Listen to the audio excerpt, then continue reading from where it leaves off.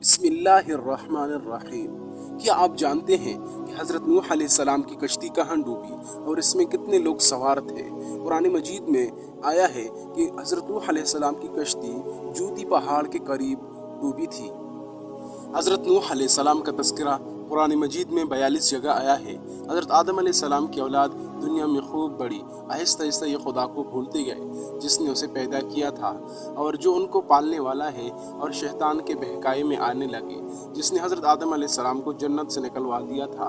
शैतान के बहकावे में आकर ये लोग बुतों और आग, सूरज वगैरह को पूजने लगे और खुदा के बजाय मट्टी और पत्थर के बहुत से खुदा बना लिए। अपने हाथ से अपना खुदा बनाते, फिर उनसे दुआ मांगते। हालांकि ये मिट्टी और पत्थर के खुदा अपने लिए कुछ न कर सकते थे।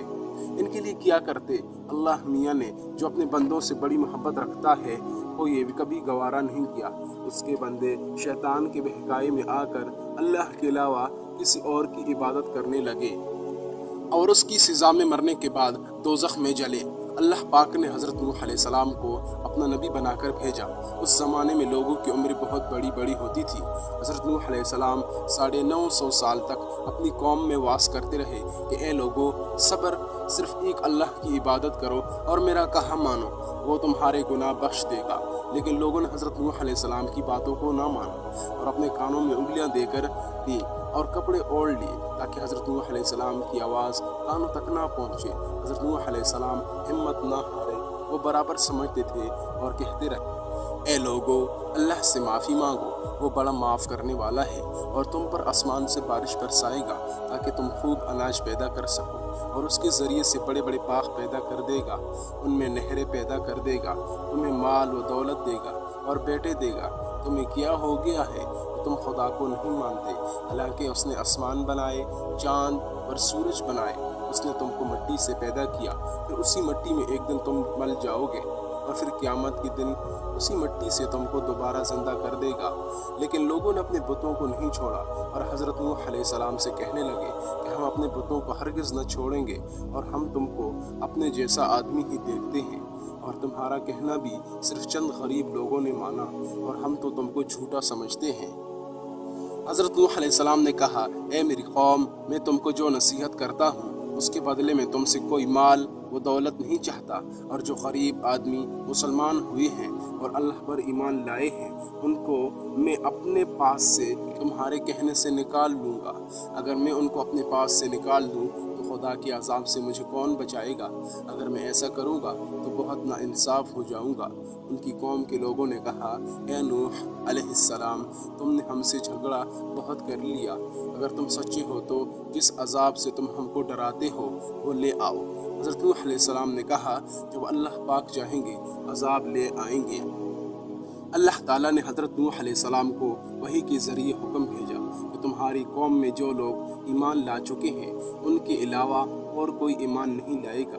तुम गम ना करो, एक कश्ती बनाओ। हज़रत नूह अलैहिस्सलाम ने खुदा के हुक्म के मुताबिक कश्ती बनाना शुरू की। जब उनकी कौम के सरदारान के पास से गुजरते तो उनको कश्ती बनाते हुए देखते तो उनका मजाक उड़ाते। हज़रत नूह अलैहिस्सलाम उनके मजाक का जवाब में कहते कि जब आज मजाक कर लो, लेकिन जब कल तुम ऊपर अजाब आएगा उस वक्त हम तुम्हारा मजाक उड़ाएंगे। आखिरकार अल्लाह का अजाब उनके वादे के मुताबिक आया। ज़मीन से पानी निकलना शुरू हुआ और आसमान से बारिश आना शुरू हुई। अल्लाह ताला ने हज़रत नूह अलैहिस्सलाम को हुक्म दिया कि सब जानवरों को एक एक जोड़ा कश्ती में सवार कर लो, और जो लोग तुम्हारे ऊपर ईमान लाए हैं यानी मुसलमान हो गए हैं उनको सवार कर लो। हज़रत नूह अलैहिस्सलाम ने उस कश्ती में सवार होने वालों से कहा कि अल्लाह ताला का नाम लेकर इस कश्ती में सवार हो जाओ कि उसका चलना और ठहरना उसी के हाथ में है। अल्लाह ताला बड़े बख्शने वाला मेहरबान है। किश्ती उन सबको लेकर लहरों में चलने लगी तो उस वक्त हज़रत नूह अलैहिस्सलाम ने अपने बेटे से कहा, ए बेटा, हमारे साथ सवार हो जाओ और काफिरों के साथ मत जाओ। उसने कहा, मैं किसी पहाड़ पर चढ़ जाऊंगा और वो पानी से बचा लेगा। हज़रत नूह अलैहिस्सलाम ने कहा, आज खुदा के अजाब से सिवाय खुदा के कोई बचाने वाला नहीं। इतने में दोनों के दरमियान एक पानी की लहर उठी और वो डूब गया। پھر خدا تعالیٰ نے زمین کو حکم دیا کہ اپنا پانی نگل جا، اور آسمان کو بھی حکم دیا کہ پانی برسانا بند کر دے، یہاں تک کہ پانی خشک ہو گیا اور تمام کافر دنیا میں ختم کر دی گئے۔ حضرت نوح علیہ السلام کی کشتی کی جو دی پر ٹھہری، حضرت نوح علیہ السلام نے اپنے پروردگار سے عرض کیا، اے میرے رب، میرا بیٹا بھی میرے گھر والوں میں سے ہے اور آپ کا وعدہ سچا ہے۔